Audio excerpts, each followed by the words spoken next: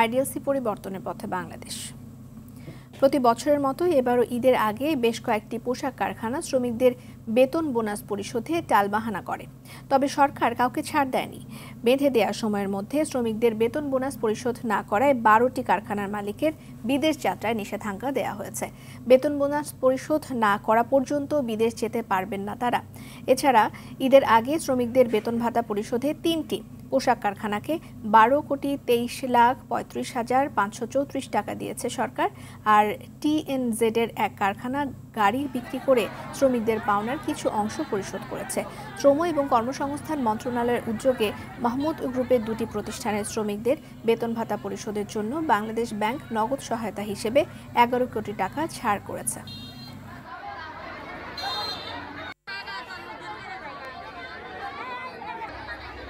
গাড়িটা আমার প্রেজেন্ট, আমার ফিউচার, আমার হ্যাপি লাইফ। আইডিএলসি আমার ফাইন্যান্সিয়াল পার্টনার বলেই কার লোন আমার কাছে লাইফ ইনভেস্টমেন্ট।